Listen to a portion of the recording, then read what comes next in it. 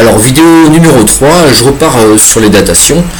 Alors comme je vous l'ai dit, par rapport au déluge et l'âge de la Terre, qui n'a pas des centaines de millions d'années, mais plutôt des milliers d'années, quelques milliers d'années, pas plus. Alors il y a la Bible qui nous parle du déluge. Il n'y a pas que la Bible, il y a aussi beaucoup d'autres écrits, des textes de par le monde. Il y a beaucoup de choses par rapport à ce qui s'est passé au niveau de cette immense catastrophe. On en entend parler dans tous les récits à travers le monde.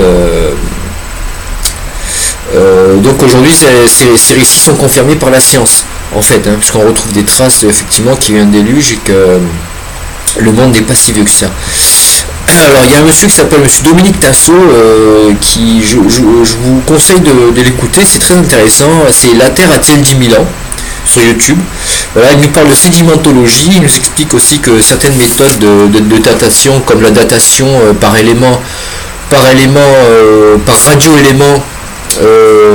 au potassium argon, voilà, il dit que de toute façon, peu importe l'échantillon que vous mettez dans l'appareil, il va vous donner des dates entre 300 000 ans et plus. De 300 000 ans et au-delà. Mais au-dessous, non, vous aurez rien, aucune datation. Donc voilà, le minimum c'est 300 000 ans. Donc voilà, est-ce que ce système il est fiable? Je sais pas.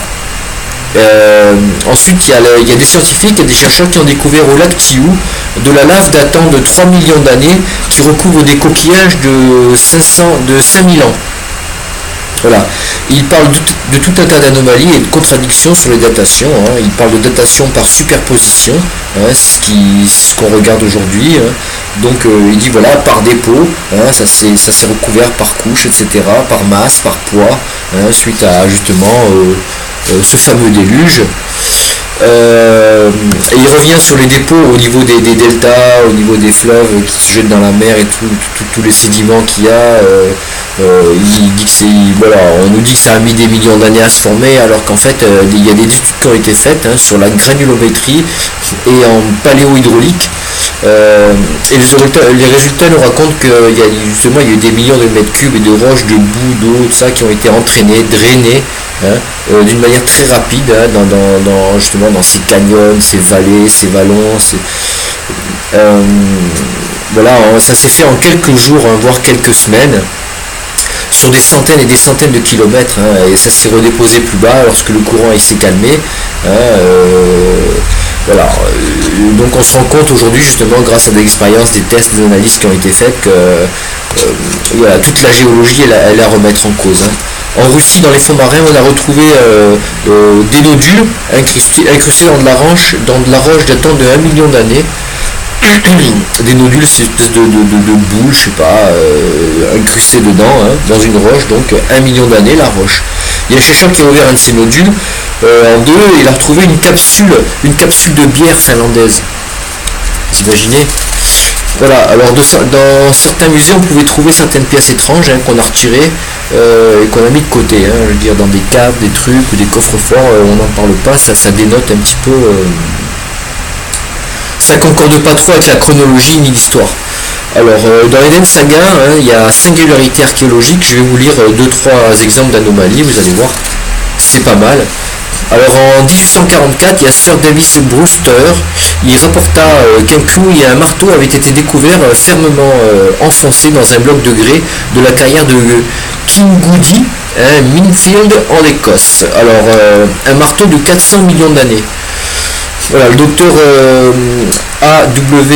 Mead du service de recherche géologique britannique nous a informé dans un courrier daté de 1985 que cette roche fait partie d'une formation de vieux grès rouge inférieur datant de 360 à 408 millions d'années. Un marteau et un clou. Ok, donc ensuite la grotte de Trou, c'est à Trou près de Montoire-sur-Loire. Sur le Loir se trouve une grotte pétrifiante. On y dépose des clous ou d'autres objets de bois ou de métal et par les vertus d'une température adéquate et d'une atmosphère humide, saturée de vapeurs alcalines ou calcaires, vous voyez ces petites particules faites de roches, de tout ce que vous voulez, c'est très fin, c'est dans de l'eau. Les objets sont transformés en pierre en l'espace de quelques mois. Vous voyez, transformés en pierre en quelques mois, de la pierre. Mais bon, ces conditions ne s'appliquent pas à Kinguji. Hein. Je vous dis, il y a différentes, ça dépend des zones, des endroits, de l'humidité, etc. Ensuite, en 1985, dans une mine allemande, un objet cubique a été trouvé dans un bloc de charbon extrait d'une couche datée de 60 millions d'années. D'accord. L'objet tient dans la main une rainure profonde en fait le tour à mi-hauteur. Des études ont montré que ce cube de fonte a été coulé dans un moule, mais la communauté scientifique a décidé de faire comme si cet artefact n'existait pas. Donc voilà, 60 millions d'années, hein, ça a daté ce cube de truc. Alors ensuite, il y a 55 millions d'années, en 1890, en Californie, un mortier et son pilon façonnés dans la pierre, des pointes de lance et une hache en silex ont été trouvés par J.H. Neal, conducteur de travaux pour la compagnie de tunnels de Montezuma. Il fit ses découvertes dans le gravier sous la lave lors du percement du tunnel. Alors ces objets manufacturés se trouvaient dans des couches géologiques datées de 33 à 55 millions d'années. Voyez, des pointes de lance et une hache en silex. Voilà. Ensuite, qu'est-ce qu'il y a d'autre? Il y a aussi des tuyaux métalliques découverts en Chine. Hein. Ces tuyaux tout à fait ordinaires, sauf pour leur datation, ils ont 150 000 ans. Ensuite, en 1936, des fouilles archéologiques menées à la frontière de la Chine et du Tibet, dans le massif montagneux de Bayan Karaoula, ont mis à jour 716 disques de pierre de 30 à 50 cm de diamètre. Ces disques percés au milieu ressemblent à des disques modernes ou des DVD. Hein, ils sont gravés d'un sillon se déroulant en spirale des bords jusqu'au centre. Leur ancienneté est estimée à 12 000 ans et ils contiennent des traces de métal. Ensuite, embarrassante singularité encore, hein, je vous donne des exemples, vous allez voir comme quoi il y a des tonnes d'anomalies, mais là c'est quelques exemples, il y en a des centaines, des milliers d'anomalies, hein, qu'on nous cache, qu'on ne veut pas nous dire. Ça dérange trop, vous imaginez.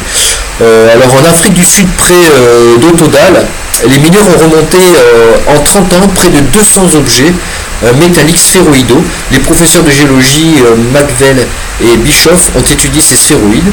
Alors il dit ce sont des globes aplatis d'un diamètre moyen de 2,5 à 10 cm, de couleur bleu acier, avec des reflets rouges et tachetés de petits filaments blancs. Ils sont en acier au nickel, que l'on ne trouve pas à l'état naturel, et ne sont donc pas des météorites, mais bel et bien des artefacts. Certains, accidentellement cassés, sont remplis d'un matériau spongeux qui se transforme en poussière au contact de l'air. Ils ont été extraits d'une couche rocheuse datée géologiquement de 2,8 à 3 milliards d'années. D'accord? Âge confirmé par datation isotopique. Il y a 3 milliards d'années, donc, notre planète était une enfant, hein, selon nos géologues. Ensuite, qu'est-ce qu'il y a d'autre? Oui, ces espèces de sphéroïdes, je vous le montre. Vous voyez? Voilà, ça a été retrouvé. Bon, c'est bizarre quand même. Hein. Alors, les boules mystérieuses sont exposées au musée sud-africain. Voilà. Au musée sud-africain de Klerksdorp, où chacun peut y admirer à leur propre. Où chacun peut les y admirer. Pardon. Point. Alors, à leur propos, R. Marx, hein, le conservateur du musée, a fait cette stupéfiante déclaration. Hein, il dit que mystérieusement, alors qu'elles sont enfermées dans leur vitrine, elles tournent lentement sur leur axe. Ensuite, mécanique préhistorique. Alors, il y a aussi des rouages et autres pièces mécaniques qui semblent surgir du passé le plus reculé, en pleine époque des dinosaures. Certes, on n'imagine guère ces grosses bêtes férues de mécanique et de technologie. Pourtant, des archéologues russes de l'université de Saint-Pétersbourg ont fait une étrange découverte dans la péninsule de Kamtchatka, à 200 km de Tigil, des fossiles datés de 400 millions d'années, où sont inclus des roues dentées et des engrenages métalliques qui semblent issus de nos usines et de nos ateliers. Vous voyez, fameuse photo là. Engrenage métallique trouvé dans la caillasse. La caillasse, qu'est-ce qu'ils disent? Qui se dit 400 millions d'années. Bref. Aluminium néolithique. Alors, un vieux bout de métal daté de 20 000 ans a été découvert près de Aiud, en Roumanie. Voilà, hein, les chercheurs, ils n'en parlent pas. On ne dit rien, non, ça n'existe pas, c'est pas vrai, quoi. Alors, le meilleur moyen de ne pas trouver de preuves, c'est de ne pas en chercher. Bon voilà, là je vais terminer juste là-dessus. Alors en fait la science elle s'en fout, je veux dire qu'ils disent voilà, c'est sans doute après avoir lu Michael Cremo que Spielberg a imaginé la dernière image des aventuriers de l'Arche perdue. Dans la réserve poussiéreuse d'un musée, un magasinier pousse un chariot. Sur son chariot, soigneusement cloué dans une caisse anonyme, il y a l'Arche d'Alliance, qui va aller moisir parmi des centaines d'autres caisses identiques, oubliées pour l'éternité. Voilà. Donc je reviendrai sur une autre vidéo. Voilà, c'est pour vous expliquer un petit peu le tout et n'importe quoi de ce qu'on nous raconte sur les datations, l'âge des roches, l'âge de la Terre. Voilà, bah c'est tout. Merci, salut.